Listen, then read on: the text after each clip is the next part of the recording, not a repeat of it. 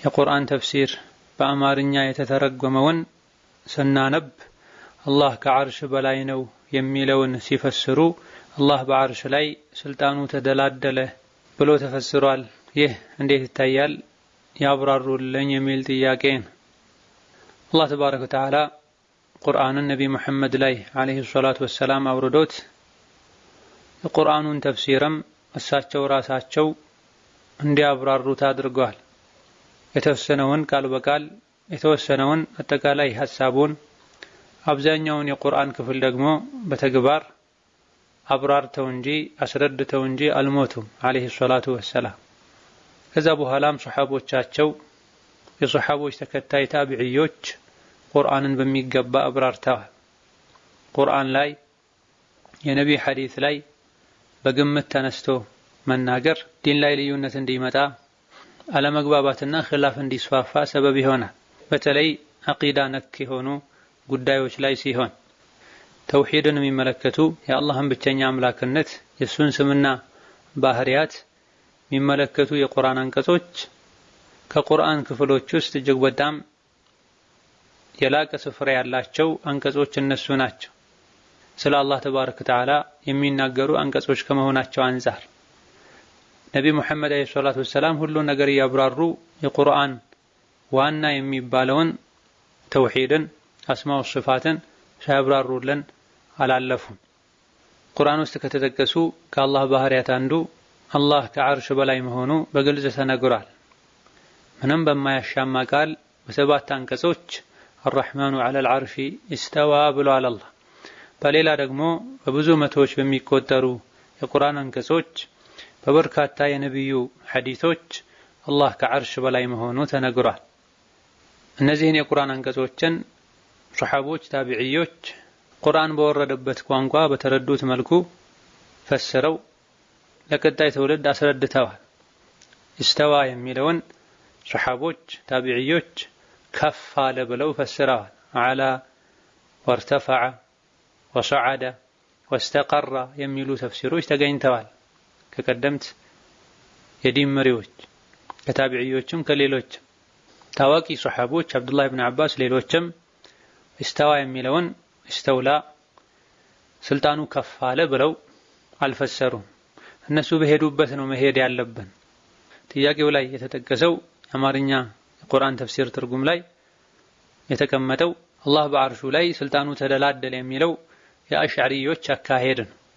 የአሽዓሪዎች የሌሎችም ከሰለፎች መንገድ የወጡ ፍርቃዎች አመለካከትና ተፍሲር እንጂ አህለ ሱና ወልጀማዓ አላህ ተባረከ ወተዓላ ሙስተዊን ዐላ ዐርሺሂ ኢስቲዋአን የሊቁ ቢሂ ሚን ገይሪ ተክይፊን ወላ ተምሲልን ወላ ተሽቢህ ብለው ያምናሉ።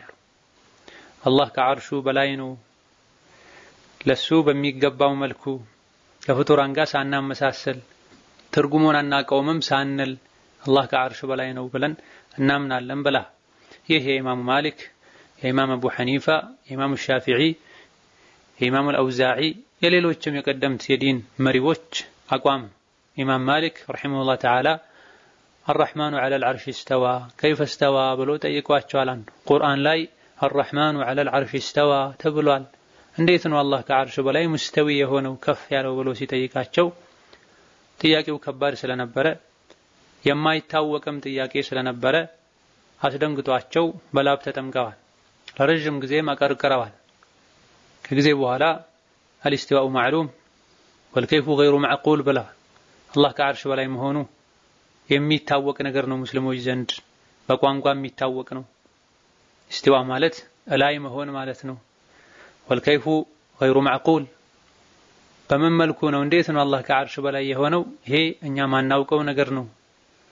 አናውቀውም ብለን ደግሞ አናስተባበልም። ወልኢማኑ ቢሂ ዋጅብ ብላ አላህ ከዓርሽ በላይ መሆኑን አምኖ መቀበል ዋጅብና ግዴታ ነው። እንዴት በምን መልኩ ነው አላህ ከዓርሽ በላይ የሆነው ብሎ መጠየቅ ግን ቢድዓ ነው። አንተም የቢድዓ ሰው ትመስለኛለህ አውጡት ከዚህ ብለዋል።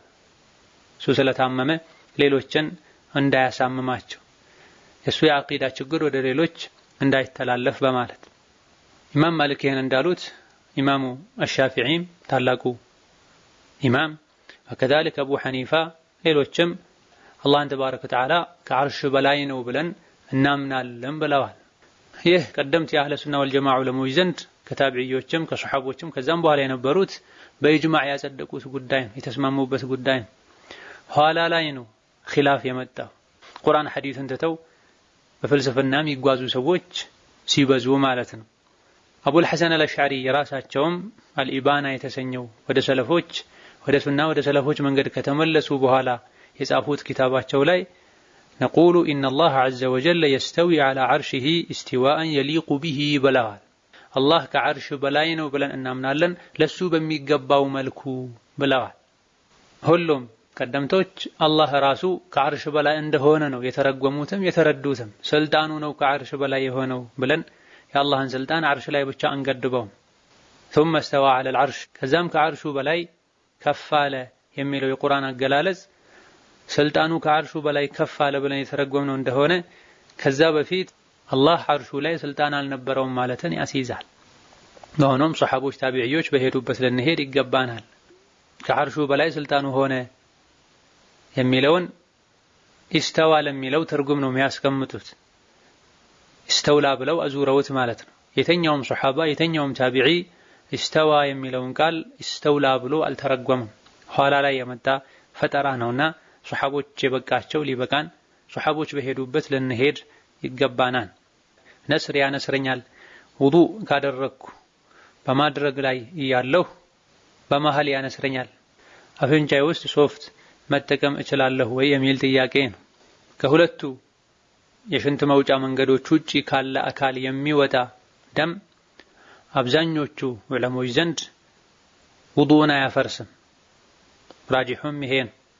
ወከዛሊክ ሶላት ውስጥ እንኳ ቢሆኑ መለስተኛ የሚባል የነስር ደም ቢወጣ ሶላት እንደማያበላሽ ይህ ላይም የሱሐቦች አቋም አንድና ተመሳሳይ እንደሆነ ኢጅማዕ ሁሉ የጠቀሱ አሉ።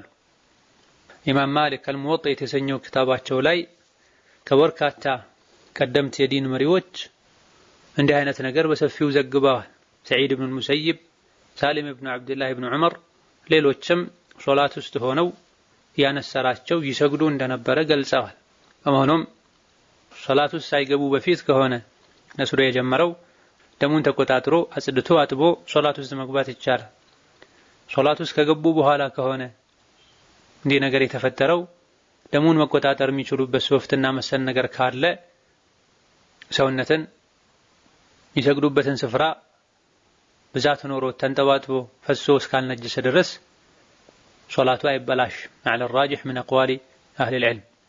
በጣም በዝቶ ያስቸገረና መቀጠል ያልተቻለ እንደሆነስ ምንድነው የሚደረገው? በርካታ ዑለሞች ሶላቱን ከደረሰበት አቁሞ ታጥቦ ተመልሶ ከዛው መቀጠል ይችላል ያሉበት ሁኔታ። ነገር ግን ይሄን የሚያመላክተው ሐዲስ ضعيف እንደሆነ እና ኢብኑ ሐጀር ሌሎችም ተናግረዋልና መቀጠል ተስኖት አቋርጦ የወጣ ሰው ችግሩን ካስወገደ በኋላ እንደ አዲስ ሐርሞ እንደገና ሶላቱን ይሰግዳል። መቆጣጠር የሚቻል አይነት ከሆነ ግን ዝም ብሎ መስገድ ይቻላል። ሌላኛው ጥያቄ ፓካውት ልብስ ተለብሶ ውዱእ ማድረግ እንዴት ይታያል? ምንም ችግር የለውም ይቻላል። ውዱእ ለማድረግ አውራን መሰተር ወይም ደግሞ ሶላት ሲሰግዱ የሚለብሱትን አይነት ልብስ መልበስ ግዴታ አይደለም። ማንኛውንም አይነት ልብስ ለብሶ ውዱእ ማድረግ ይቻላል። ምንም ሳይለብሱ ከላይ የታጠቡ ውዱእ ቢያደርጉም ምንም ችግር የለውም። ነገር ግን ከተነቃቂ አንፃር በላጩ ተመራጩ ትጥበትን ከጨረሱ በኋላ ሀፍረተ ገላን ዋናውን ሀፍረተ ገላ ሸፍኖ ውዱእ ቢያደርጉ የተሻለ ነው። ይሄም ማድረግ ባይቻል ወይም ደግሞ አስቸጋሪ ቢሆን ባሉበት ሁኔታ ሆነው ውዱእ ቢያደርጉ ምንም ችግር የለውም። ፓካውትም ይሁን ከዛ ያነሱ ልብሶች ተለብሶ ማለት ነው። ሌላኛው ጥያቄ መግሪብ ሊደርስ ከ5 እስከ 10 ደቂቃ ሊደርስ ሲቀረው ተህየተል መስጂድ መስገድ ይቻላልን የሚል ጥያቄ ነው። ነብዩ ሰለላሁ ዐለይሂ ወሰለም ከሱብሂ በኋላ ፀሐይ እስክትወጣ ድረስ ፀሐይ መውጣት ከጀመረች በኋላ በደንብ ጎልታ ወጣ እስክትታይ ድረስ ወከዛልክ እኩለ ቀን ላይ እንደዚሁ ከዐስር በኋላ ፀሐይ እስክትጠልቅ ድረስ መጥለቅ ከጀመረችበት ጊዜ ጀምሮ በደንብ እስክትጠልቅ ድረስ ባለው ወቅት ሶላት መስገድን ከልክለዋል። በእነዚህ ወቅቶች ሶላት መስገድ የሚከለከለው ማንኛውም አይነት ሶላት ነው ወይስ ተጨማሪ በፍላጎት የሚያደርጉት የሚሰግዱት ሱና ሶላት ነው። በዑለሞች መሃል ኺላፍ አለበት። የተወሰኑት ምክንያት የሌለው ክፍት ሰዓት ስላገኙ ብቻ የሚሰግዱት አይነት ሶላት ከሆነ ነው የሚከለከለው። ምክንያት ያለው ሶላት ከሆነ ግን ፈርድም ይሁን ሱና ይቻላል ያሉ በርካታ ዑለሞች አሉ። ለመሆኑም መስጂድ ሲገቡ ከአሱር በኋላ ለመግሪብ ሊቀርብ ሲል እንደገቡ 2 ረክዓ ተህየቱል መስጂድ 2 ረክዓ ተህየቱል መስጂድ ቢሰግዱ ምክንያት ያለው ሶላት ስለሆነ ችግር የለም። የተወሰኑ ዑለሞች ሰፊና ጠባብ ጊዜ ብለው ለይተውት ከአሱር በኋላ ፀሐይ ለመጥለቅ እስክትቃረብ ድረስ ያለው ጊዜ ሰፊ ጊዜ ነው።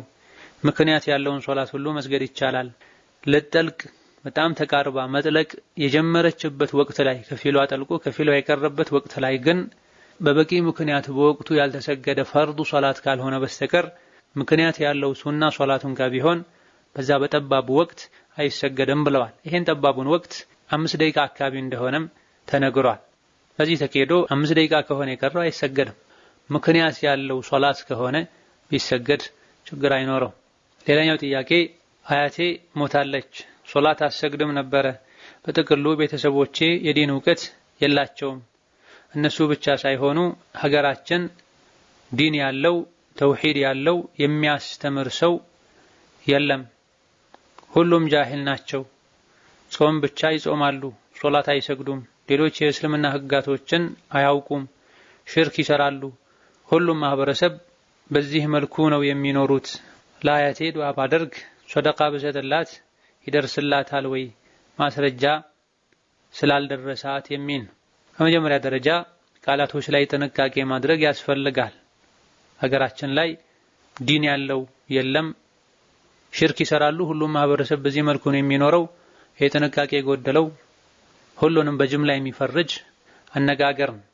የስንቱን ቤት አንኳክተው አይተዋል። ይሄን ጥያቄ የሚጠይቁ ሰዎች እያንዳንዱን ቤት መንደሩ ላይ ሀገሩ ላይ ያለውን ሰው ሁሉንም አንድ ባንድ አነጋግረው አጣርተው ካልሆነ በስተቀር እንዲህ ማለት ከባድ ነው።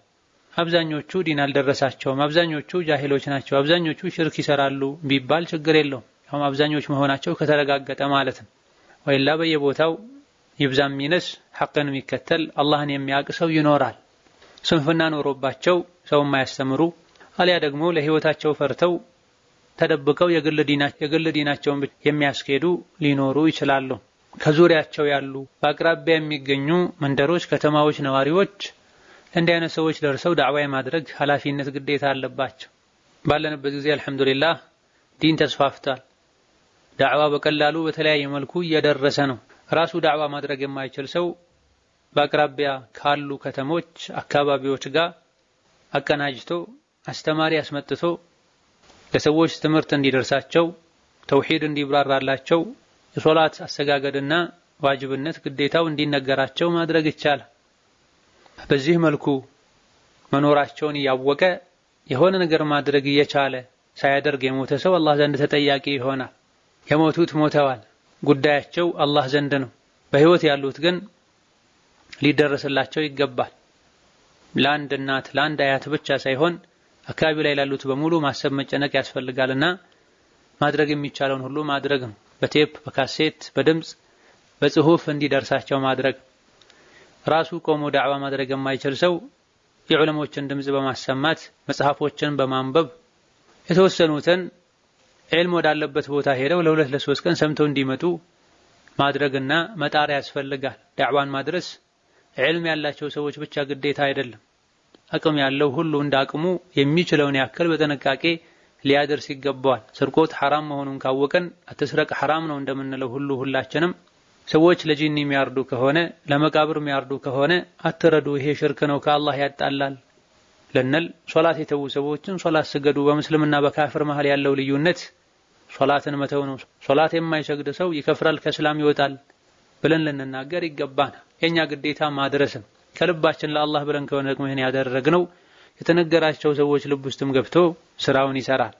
ጥያቄው ላይ ትጾማለች፣ ሶላት አትሰግድም ማስረጃ ስላልደረሳት የሚል ነውና የሶላትን ግዴታነት በጭራሽ ሳታቀርታ ያለችበት አካባቢም ከዕልም ከዑለሞች በጣም የራቀ ሆኖ የሱ አይነት ሰው ዑድር የሚሰጠው ከሆነ በመሰረቱ ላ ኢላሃ ኢላላህ ሙሐመዱር ረሱሉላህ ካለች በአላህ በረሱል ካመነች እስልምናዋን የምታረጋግጥበት ጾም ከጾመች የዲን አካል መሆኑን የምታውቀውን ነገር ከተገበረች ነዓም ሙስሊም ናት። በጀህልና ሶላት በመተዋ ዑድር ይሰጣታል።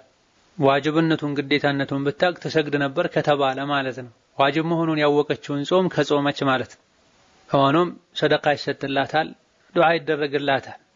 ነገር ግን የሶላትን ግዴታነት ከማወቅ ዋጋ ሙሉ በሙሉ ሶላትን ትታ ከነበረ በምላስ ላ ኢላሃ ኢላላህ ማለቱ በአመት አንዴ መጾሙ አይጠቅምም። እሷ ወደ ጌታዋ ሄዳለች። የአላህ ምህረት የሚገባት ከሆነ ዱንያ ያሉት ሰደቃ ቢያደርጉም ባያደርጉም ዱዓ ቢያደርጉም ባያደርጉም ምህረቱን ታገኘዋለች። ምህረቱ ማይገባት ከሆነ ዱዓ ሰደቃ ቢደረግም ሊጠቅም አይችልም። ይልቅ ሊያሳስብ የሚገባው በህይወት የቀሩትን በጭራሽ ዳዕዋ ካልደረሳቸው የሚያደርሳቸውም ሰው ከሌለ የሚቻለው ይደረጋልና አድራሻቸውን ማድረስን። ሌላኛው ጥያቄ አንዲት እህት ወደ ሀገር ልጇን በሰው ገንዘብ ከፍላ ልትልክ ፈልጋ ኤምባሲ ስትሄድ ማይ አሏት መሐላ መኖሩን አታውቅም ነበረ። ቁርአን በጋዜጣ የተሸፈነ ነበረ። በሱ መሐላ ፈጸመች። የዚህ ከፋራው ምንድነው የሚል ጥያቄ ነው። የማለችው የራሷ ልጅ መሆኑን ለማሳመን ከሆነና ልጁን በትክክል የራሷ ከሆነ ምንም ችግር የለው።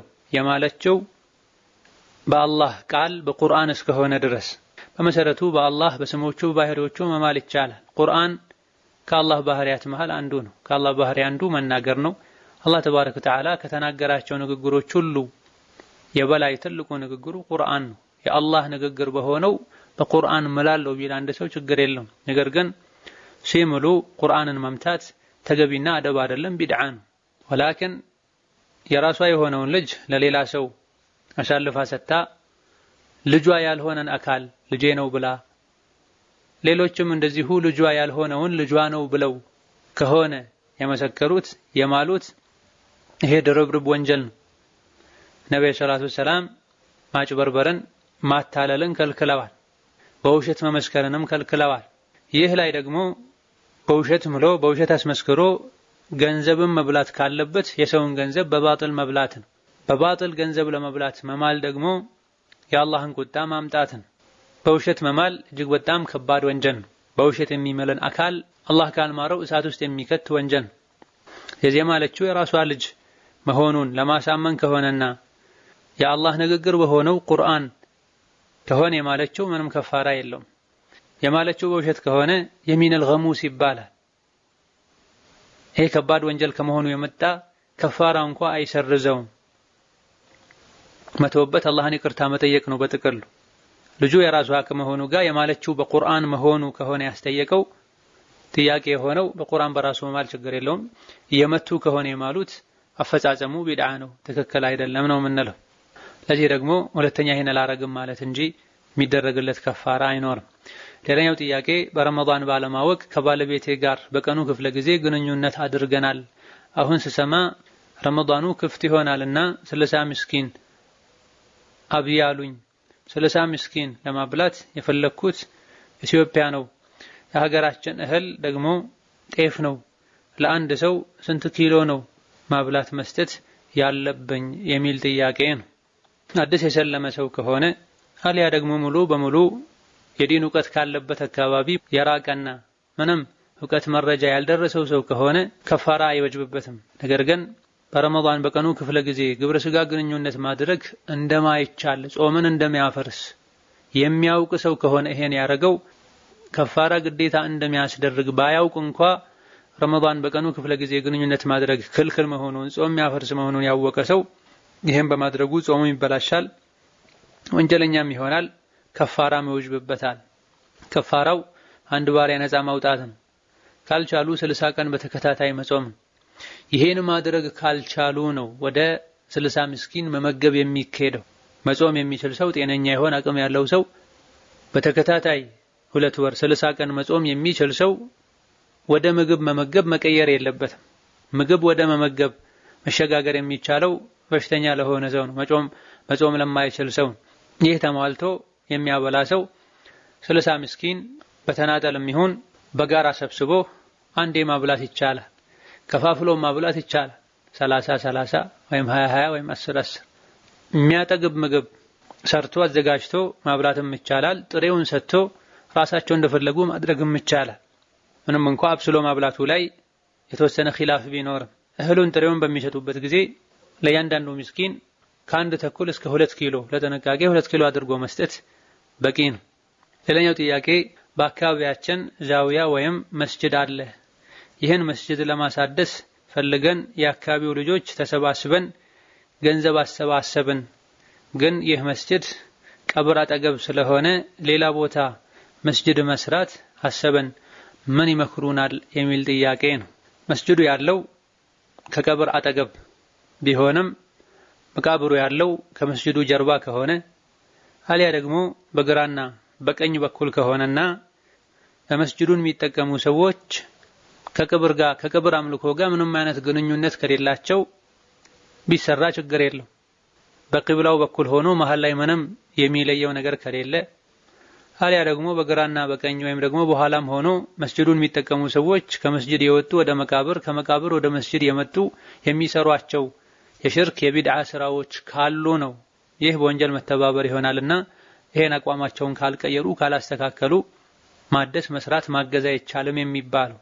አካባቢ ላይ ያሉ ሰዎች የሚያመልኩት አላህን ብቻ ከሆነ የቀብር አምልኮን አደገኝነቱን አውቀው የሚርቁት የሚጠነቀቁት ከሆነ በቂብላ በኩል እስካልሆነ ድረስ ቢታደስ ችግር የለውም። መስጂድ የሚደረገውን ዒባዳ ከቀብር ጋር የሚያገናኙት ከሆነ ግን ሌላ ቦታ መስራቱ የተሻለ ይሆናል። ሌላ ቦታ መስራቱ በተወሰነ መልኩ ችግሩን ይቅረፍ እንጂ እዛ አካባቢ ላይ ያሉ ሰዎች መስጂዱን የሚጠቀሙ ሰዎች ድርጊታቸው በሸሪዓ የማይፈቀድ ከመሆኑ አንፃር እነሱን ማስተማር መገሰጽም ራሱን የቻለ ኃላፊነት ነውና ከነሱ ጋር ተደራድሮ ተመካክሮ በማስረጃ አሳምኖ አቋማቸውን እንዲያስተካክሉ ማድረግ። አካሄድ ላይ መጀመሪያ ላይ ሊሰራ ሊታደስ የነበረው መስጂድ ተትቶ ሌላ መስጂድ ለመስራት እንደታሰበ ገንዘብ ማሰባሰብ ላይ ለተሳተፉ ሰዎች ማሳወቁ ተገቢ ነው። ሌላኛው ጥያቄ አልኢኽላስ የዲን ትምህርት ቤት አለ።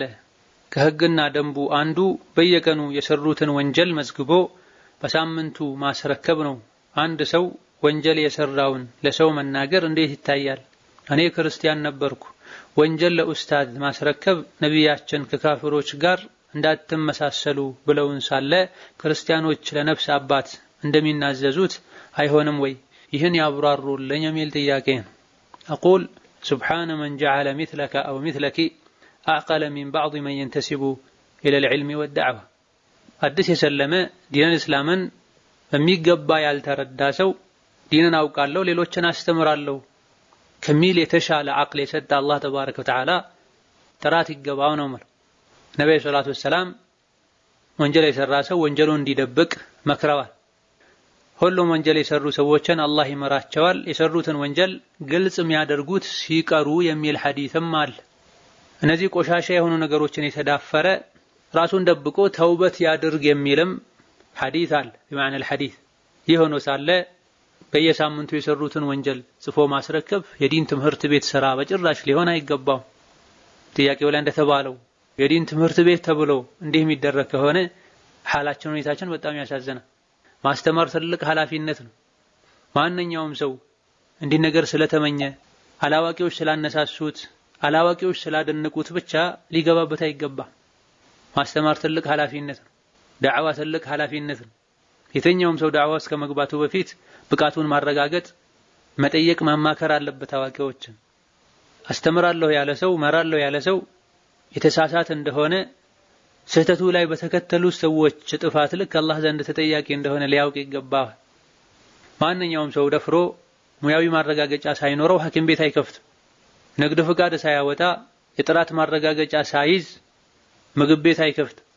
ዒልም ላይ ሲሆን ዲን ላይ ሲሆን የሽራጥ የአኺራ ጉዳይ ሲሆን ሁሉም እንደመሰለው እንደፈለገ በዲኑ ሲጫወት ይታያል። በተለይ ባለንበት ዘመን ከሌባና ከወንበዴ የበለጠ መታሰር መታገድ ያለባቸው በዲን በዳዕዋ የሚጫወቱ እጅግ ብዙ ሰዎች አሉ። ወይ ዒልም የላቸው ወይ አቅል የላቸው ወይ አደብ የላቸው። አላዋቂ ሞኝ የሆነ ሰው የተናገረን ሁሉ ዓለም አድርጎ የሚቆጥርበት ሁኔታ አለና ልንነቃ ዲናችን ከማን እንደምንወስድ አቂዳችን ከማን እንደምንማር የመራን ያለው የተመራን ያለው በማን እንደሆነ ልናውቅ ይገባን። በመሆኑም ይሄ ትልቅ የሆነ ስህተት ነው። እስላም በእንዲህ አይነት ነገር አያዝም። ወንጀል የሰራ ሰው ተጸጽቶ በሱና በጌታው መሃል ወንጀሉን አስቀርቶ መልካም ስራ ሊያበዛ ይገባል። የሰሩትን ወንጀል አውጥቶ ለሌሎች መናገር ሌላ ወንጀል ነው። አላሁመ ኢላ ፈትዋ ለማግኘት የሰሩትን ወንጀል በግልጽ መናገር ግዴታ ከሆነ በግል ብቃት ላለው ሙፍቲ ጥያቄ ሊጠይቁ ጥያቄውን ለማስረዳት ያክል መግለጽ የሚያስፈልገውን ያክል ሊገልጹ ግድ ከሆነ የሚቻልበት ሁኔታ አለ። በተረፈ ሁሉም የሰራውን ወንጀል ለአስተማሪው ዘርዝር ግሩፕ ላይ ይልቀቅ። ይሄ ትልቅ የሆነ ጀህልና ነው። ሌላኛው ጥያቄ ንቃብ ለብሳለሁ፣ አሰሪዎቼ አይፈቅዱም። በኮንትራትም ይሁን ጠፍቶ በመስራት ሞከርኩ፣ እንድሸፍን አይፈልጉም። ለዚህም ስራ ቦታ እገልጣለሁ። ወንድ ልጆችና ባለቤቱ ያዩኛል፣ የእነሱም ጓደኞች ሲመጡ ያዩኛል። አልፈልግም ብዬ ስራ ትቼ ቁጭ ብዬ ነበረ። ችግር ሆነብኝ። ወደ ውጭ ስወጣ ግን እሸፈናለሁ። እንዲሁም ቤት ያከራዩኝ ባልና ሚስት ናቸው። ባሏ ፊት አልሸፈንም፣ ምክንያቱም መጀመሪያ ቀን እንደገባሁ ተገልጬ ከሴቶቹ ጋር ስላዩኝ ነው። ይህ እንዴት ይታያል የሚል ጥያቄ ነው። ሴት ልጅ መላ ሰውነቷን መሸፈኗ ዋጅብና ግዴታ ነው። ይሄን ዋጅብና ግዴታ ሴት ልጅ እንዳቅሟ በሁሉም ሁኔታ ላይ ልተገብረው ይገባል። ከስራዬ ጋር አልሄደም ብላ ልትተው አይገባም። እኔም ብቻ ተገዙኝ፣ እኔም ብቻ አምልኩኝ፣ የፈጠርኳችሁ ታመልኩኝ ዘንድ ነው፣ የራሳችሁን ርዝቅ እንኳ አልጠይቃችሁም ራሳችሁን ቻሉ አልላችሁም ብላ አላህ ባዘዘን መልኩ ካመለክነው ከታዘዝነው ቃል በገባልን መሰረት ይረዝቀናል። አላህ ለባሮቹ መሆን አያቅተውም። እሱ የከለከለውን ነገር በማድረግ ርዝቅ መፈለግ ሞኝነትም ነው። አንድን ነገር ለአላህ ብሎ የተወ አላህ የተሻለን ይሰጠዋል ተብሏል። በመሆኑም እንዲህ አይነቱን ስራ በመተው ሌላ ስራ መፈለግ ነው።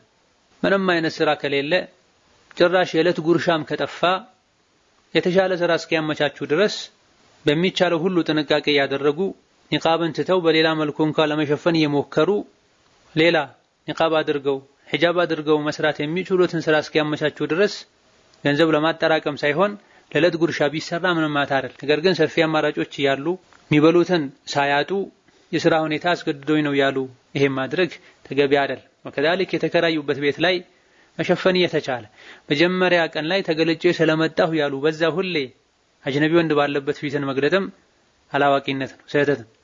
ሰዎችን ሳይሆን ፊት ለፊታችን ማድረግ ያለብን አላህ ነው ተባረከ ወተዓላ። አላህ ምን ለኛል ነው ማለት ያለብን።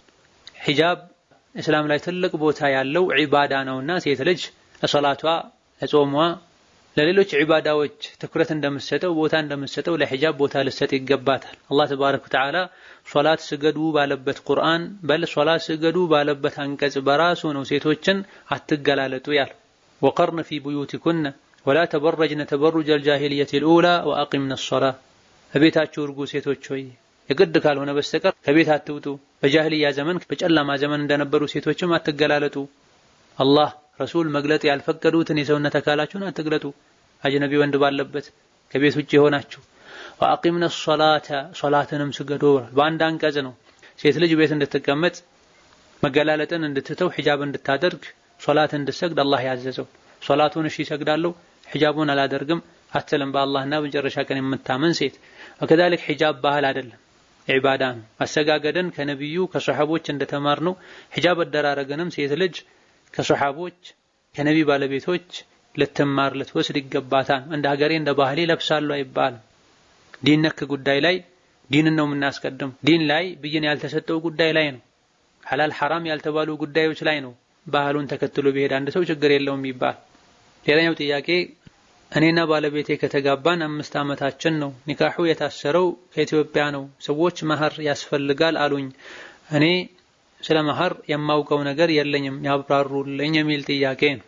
ነዓም አንድ ኒካህ ትክክለኛ ይሆን ዘንድ ማሟላት ካለባቸው መስፈርቶች አንዱ መህር ጥሎሽ መኖር አለበት። ይብዛም ይነስ ሁለቱ የተስማሙበት፣ ሴቷ የሴቷ ቤተሰቦች ከሚያገባው ወንድ ጋር የተስማሙበት ይሆናል።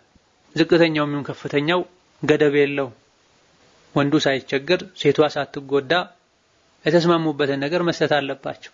በጊዜው ኒካሑ ሲታሰር የሚሰጥ መህር አለ፣ ተስማምተው ኋላ ላይ ይሰጣል። በጥቅሉ ማህር በኋላ ይሰጣል ተብሎ ኒካህ የታሰረ እንደሆነ ኋላ ላይ ለሷ አይነት ሴት ለእህቶቿ ለአክስቶቿ አካባቢዋ ላሉ ሴቶች የተሰጠ አይነት ማህር ይገባታል።